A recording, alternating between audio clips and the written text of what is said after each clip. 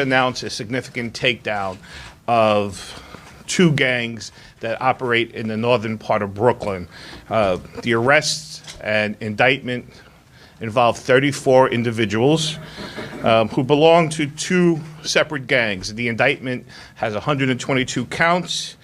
We believe that these two gangs have been the source of much of the gun violence in parts of Brooklyn North, in particular in the Brownsville area of Brooklyn.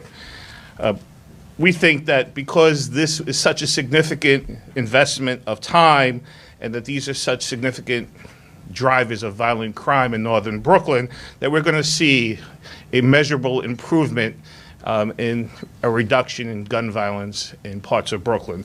And this indictment deals with conspiracy to commit murder, conspiracy to possess weapons. There are attempted murder charges, there are robbery and reckless endangerment charges. There are other charges. But the case also covers 13 shootings that took place in the last 2 years in the northern sections of Brooklyn, where 9 people were wounded, including several innocent bystanders. It's a long-term investigation.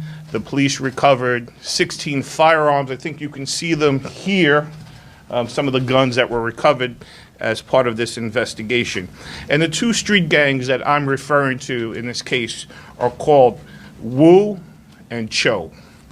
They're not familiar names to many New Yorkers, but they do drive a lot of the violence in this county. They're actually umbrella groups. Each consists of a number of other loosely affiliated gangs that work together to form WOOO and CHOO. And they come together basically to fight each other and to exert dominance of territory within their areas. Each organization does have its own territory in Brooklyn, and the two are basically engaged in a continuous state of warfare. The theme is you shoot one of us, we'll shoot two of you. You humiliate one of us, we'll retaliate. That's been going on now for several years, and there's been an uptick in this sort of fighting between these two organizations. That is basically what gang warfare is about. It's senseless, it's dangerous, and oftentimes it's deadly. I'm not going to accept this behavior in Brooklyn. My office will continue to work with the police department to solve all of these unsolved shootings. We're going to stem gun violence.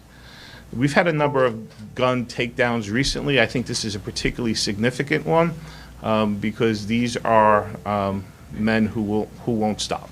These are men who are fighting each other for the sake of fighting each other, not because there's something that has happened between them.